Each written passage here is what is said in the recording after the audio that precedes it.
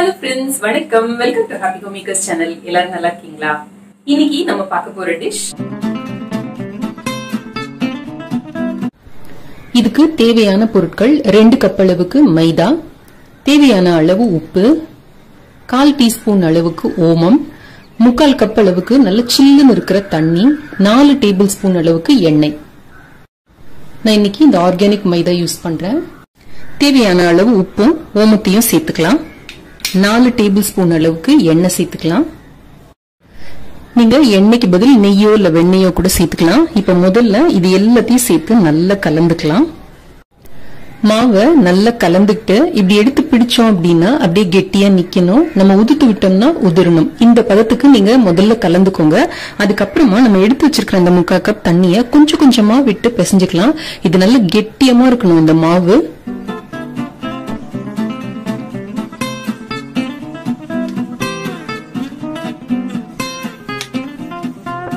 இந்த மாதிரி நல்ல கெட்டியான மாவை பிசைஞ்சுக்கோங்க. ஒரு ஈர துணி போட்டு மூடி இது ஒரு அரை மணி நேரம் இப்படியே இருக்கட்டும். இதுக்குள்ள நம்ம போய் மசாலாவை ரெடி பண்ணிட்டு வந்துடலாம். இப்ப நம்ம சமோசாக்கான மசாலா ரெடி பண்ணிக்கலாம். ஒரு டேபிள் ஸ்பூன் அளவுக்கு எண்ணெய் காய வச்சிருக்கேன் வானலியில. இதுல 1/4 டீஸ்பூன் அளவுக்கு சோம்பு சேர்த்துக்கோங்க, 1/4 டீஸ்பூன் அளவுக்கு சீரகம், 1/4 டீஸ்பூன் அளவுக்கு பெருங்காயத்தூள், ஒரு டீஸ்பூன் அளவுக்கு இஞ்சி பூண்டு விழுது. இந்த இஞ்சி பூண்டு விழுது எப்படி வீட்டிலேயே செய்யுது அப்படிங்கிறதுக்கான ரெசிபி லிங்க் உங்களுக்கு டிஸ்கிரிப்ஷன் பாக்ஸ்ல கொடுக்குறேன். இஞ்சி பூண்டோட பச்சை வாசனை போகிற வரைக்கும் நல்லா வதக்கிக்கலாம். 3 உருளைக்கிழங்கு எடுத்து தூளோட வேக வச்சுட்டு நல்ல ஒரு 1 மணி நேரம் ஃப்ரீசர்ல வச்சிருங்க. அதுக்கப்புறம் எடுத்து உரிச்சிட்டு உதுத்துட்டு இதுல ஆட் பண்ணிக்கோங்க.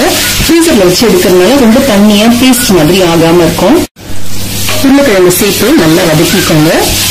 இதுக்கு தேவையான உப்பு சேர்த்துக்கோங்க. 1/4 டீஸ்பூன் அளவுக்கு மஞ்சள் தூள், 1/2 டீஸ்பூன்ல இருந்து 1 டீஸ்பூன் வரைக்கும் உங்களோட கார அளவுக்கு ஏற்றபடி மிளகாத்தூள் சேர்த்துக்கோங்க. 1/2 டீஸ்பூன் அளவுக்கு கரம் மசாலா தூள், 1 டீஸ்பூன் அளவுக்கு தனியாத்தூள், 1/2 டீஸ்பூன் அளவுக்கு வறுத்து பிடிச்சு சீரகத்தூள், 1 டீஸ்பூன் அளவுக்கு மாங்காய் தூள், 1/4 டீஸ்பூன் அளவுக்கு கருப்பு உப்பு. இது எல்லாத்தையும் சேர்த்து பச்சை வாசனை போகிற வரைக்கும் வதக்கிக்கோங்க. இந்த மசாலாவோட பச்சை வாடை போனோம்னு இதுல 1 டீஸ்பூன் அளவுக்கு மாதுளம் பழத்தோட விதை. இது வந்து நாட்டு மருந்து கடைகள்ல கேட்டீங்கன்னா காஞ்ச மாதுளம் பழ விதைன்னு கிடைக்கும். அதை வாங்கி 1-2 தட்டிக்கோங்க. இதை சேர்த்துக்கோங்க. இது வந்து நல்ல நார்த் இந்தியன் டேஸ்ட் கொடுக்கும் நம்மளோட சமோசாக்கு.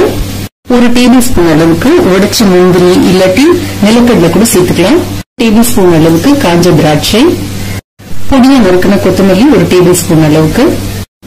எல்லாத்தையும் சேர்த்து ஒரு கிளறிட்டு அடுப்பை நிறுத்திடுங்க. இது கூட உங்களுக்கு பச்சை பட்டாணி கிடைச்சதுன்னா அதை கூட வேக வச்சு சேர்த்துக்கலாம். இப்போ இது நல்லா ஆறிக்கிட்டு இருக்கட்டும். இப்போ நம்ம மாவு பிசைஞ்சு வச்சு அரை மணி நேரம் ஆச்சு. எடுத்து நல்லா பிசைஞ்சுக்கலாம். இந்த மாதிரி நல்லா ஸ்மூத்தா பிசைஞ்சுக்கிட்டு இதை சின்ன சின்ன உருண்டைகளா உருட்டிக்கலாம். பாக்கி இருக்கிற மாவை எப்பவும் இந்த மாதிரி ஈர துணி போட்டு கவர் பண்ணி வைங்க. இந்த மாதிரி மாவை நல்லா உள் பக்கம் திருப்பி கொடுத்து நல்லா இந்த மாதிரி ஸ்மூத்தா ஆக்கிக்கோங்க. லேசா மாவு தூவிக்கோங்க. இப்ப நம்ம சப்பாத்தி திரட்டுவோம் பாத்தீங்களா, அந்த மாதிரி திரட்டிக்கலாம். சப்பாத்தி மாதிரி ரவுண்டா திரட்டாம இந்த மாதிரி நீளமா திரட்டி எடுத்துக்கோங்க. ரொம்ப தின்னா இல்லாம இந்த அளவுக்கு திக்னஸ் இருக்கிற மாதிரி பாத்துக்கோங்க. இப்போ ஒரு கத்தியால இந்த நடுவுல பாதியா கிழிச்சுக்கோங்க. கட் பண்ண ஒரு பாதி எடுத்துக்கோங்க. ஓரத்துல லேசா அப்படி தண்ணி தடவிக்கோங்க. தடவிட்டு இந்த 2 முனையும் சேர்த்து இப்படி கொண்டு வாங்க. விட்டு இப்படி நல்லா இப்படி ஒட்டிக்கோங்க. இந்த முனை வரைக்கும் நல்லா இப்படி இது பண்ணி அழுத்தி ஒரு கோன் ஷேப் பண்ணிக்கோங்க. இப்ப நம்மளோட சமோசா பாக்கெட் தயார். இதுக்குள்ள நம்ம தயார் பண்ணி வச்சிருக்கிற இந்த மசாலாவை நிரப்பிக்க போறோம். இப்போ இந்த ஓரங்கள்ல எல்லாம் நம்ம தண்ணி லேசா தடவிக்கலாம். மூடுறப்ப நம்ம இந்த 2 பக்கம் ஜாயின் பண்ணோம் பாத்தீங்களா, இத இந்த பக்கம் வச்சுக்கோங்க. இந்த பக்கத்தை இழுத்து எடுத்துட்டு வந்து இந்த பக்கம் மூடுங்க. அப்ப நமக்கு வந்து பிரிஞ்சு வராம இருக்கும். நல்லா இப்படி கையால அமுக்கி கொடுங்க.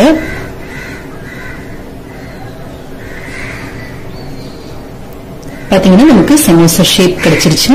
இப்படி கையால லேசா இப்படி அமுட்டி விட்டீங்க அப்படின்னா இந்த சமோசா அப்படியே நிற்கும், கீழே விழாம அப்படியே உட்காரும். சோ இந்த மாதிரி எல்லா சமோசாக்களையும் நம்ம ரெடி பண்ணிக்கலாம். எண்ணெயை மிதமா சூடு பண்ணிக்கோங்க. நம்ம எடுத்த மாவு அளவுக்கு கிட்டத்தட்ட 12 சமோசாக்கள் வரும் இந்த அளவுல. இப்போ இதை எடுத்து உள்ள விட்டுக்கலாம். எண்ணெய் ரொம்ப சூடா இல்லாத மாதிரி பாத்துக்கோங்க. கொஞ்சம் இந்த மாதிரி மேல எழுந்து வர ஆரம்பிச்சதும் லேசா அப்படி திருப்பி விடுங்க. கொஞ்சம் ஆழமான எண்ணெய் சட்டி எடுத்து கொஞ்சம் கூட எண்ணெய் வச்சுக்கோங்க. அப்பதான் நமக்கு சமோசா கீழே உட்காந்து கருப்பாகாம இருக்கும். நல்லா ஒரு 8 to 10 நிமிஷம் பொறுமையா சமோசாவை பொரிச்சு எடுத்தோம்னா தான் நல்லா நமக்கு அந்த ஃபிளேக்கியா கிறிஸ்பியா நல்லா வரும், நமக்கு கடையில வாங்குற மாதிரி. அப்பப்போ லேசா அந்த மாதிரி திருப்பி கொடுங்க. இப்போ கிட்டத்தட்ட 12 நிமிஷம் ஆயிருக்கு. நம்மளோட சமோசாக்கள் நல்ல கோல்டன் கலர்ல கிறிஸ்பா பொரிஞ்சிருக்கு.